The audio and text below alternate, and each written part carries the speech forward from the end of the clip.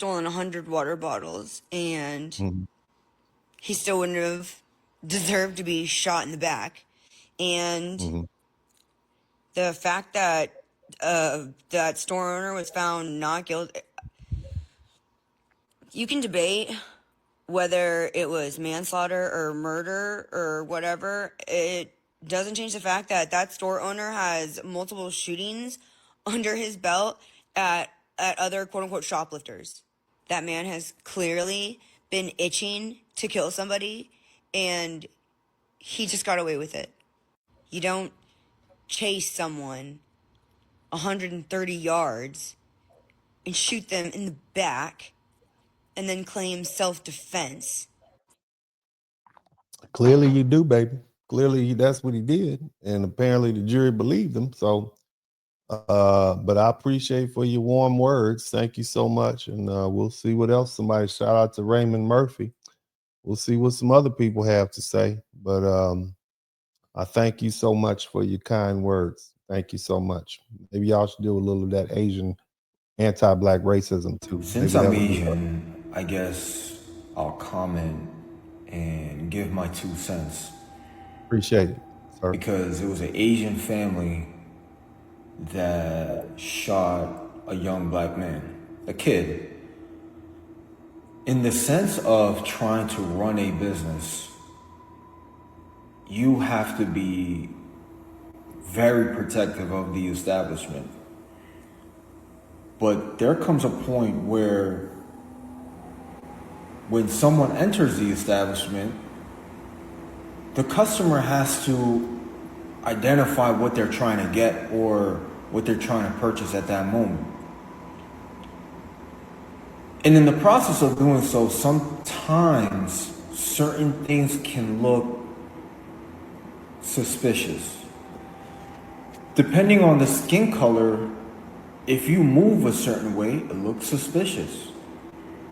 If that kid was an Asian kid, the Asian family would have overlooked it, most definitely. The problem is because he was a black kid, he was already targeted in the establishment. He was almost to the point where they didn't want him inside the establishment. When you have money. Now, basically, it's not just that he was an Asian kid, if he was a white kid also. Because what we're dealing with is a case of anti-black racism, which caused these people to succumb to their bigotry and their racism. They assume this young boy did something he didn't even do. There's no proof other than what Andy Child testified that the boy even pointed the gun at him. Okay, if the gun fell out sometime before, you know, there's no other witnesses. We have to ask ourselves, how credible is Mr. Child, Andy Child's testimony as to what happened? But the bottom line is, family, this is the situation that we're dealing with. You have anti-black racism in Asian culture. We see it happening in Africa. We see it happening in Jamaica. We see it happening right here in the United States. And so this is an issue that they have to deal with. And now it's causing for them to treat us differently than they. And this is an Asian man saying this is why he got treated like that. The presumption would have been of innocence amongst the Child family had it been an Asian child. Oh, he doesn't have the water. But because of their prejudice, this is how they see things. I'm gonna let this gentleman finish speaking. Money, when you have a great lawyer. When I was in law school, I dropped out, but I remember vividly the professor said a crime is a crime depending on the type of lawyer you are. With that being said, because Rick Chow could afford a great lawyer, and if you saw that video, he's an amazing lawyer. Because they had a great lawyer, he was found not guilty. from a legality standpoint. From a moral standpoint, No, he killed the boy. He admitted that he killed him. He was just found not guilty of murder. Murder is a crime. Killings happen. Okay, there's a defense to killing somebody called manslaughter. I'm sorry, there's a defense to killing somebody called self-defense, but he still killed somebody. Okay, we need to be clear about that. Somebody was killed. So he was not found not guilty of killing somebody. He was found not guilty of murder, which is a legal standard. But I'm gonna let this gentleman keep speaking. Clearly he failed out of law school. Clearly you didn't. I'm gonna let him talk, but go ahead, sir. he was 100% in the wrong. But it wasn't Rick Chow himself. In the video, he wasn't micromanaging the experience of the customer. It was the fucking wife that was eyeballing the shit out of that kid to try and make sure. Now, they made quick assumption because he's a black kid that he stole some goddamn water bottles, but the video shows, the camera shows that he didn't. Mm-hmm. If he was a white kid, they would have stopped him.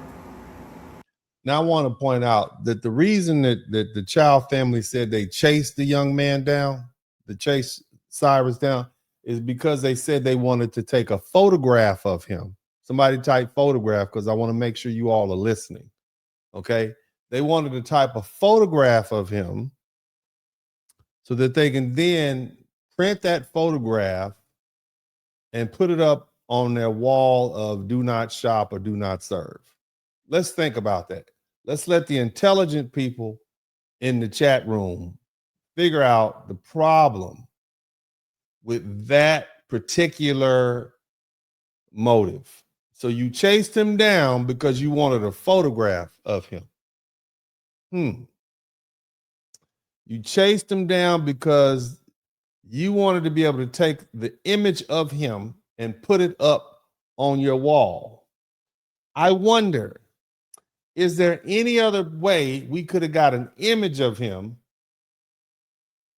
and put it up on our wall without chasing him down 130 yards for a photograph?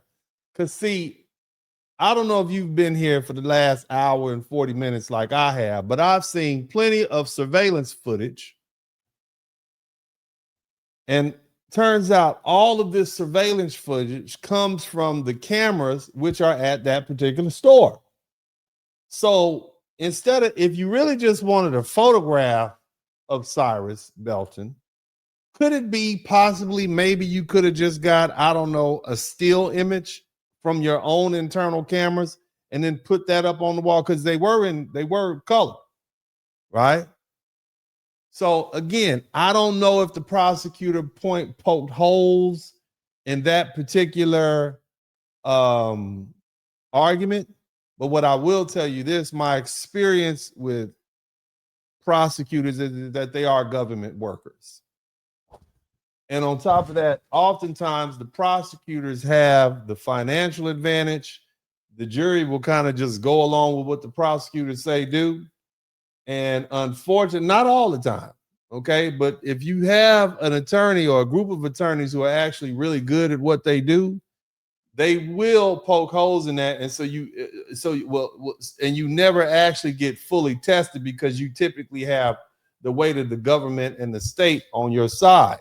And so now when they really got pushed and tested, they couldn't come up with these, they couldn't think fast enough to deal with these three lawyers or these four lawyers, one of which was Sean Kent. So, I'm thinking maybe they just thought this is going to be murder. They ran them down. They didn't think through the thing. They probably didn't do their job. Again, I know we don't want to, second guess this because it's probably painful to the family already, but there seems to be some prosecutorial incompetence in this a little bit. Some theories weren't fully investigated, and it seems like the defendant exploited that. But that would be my theory as to that.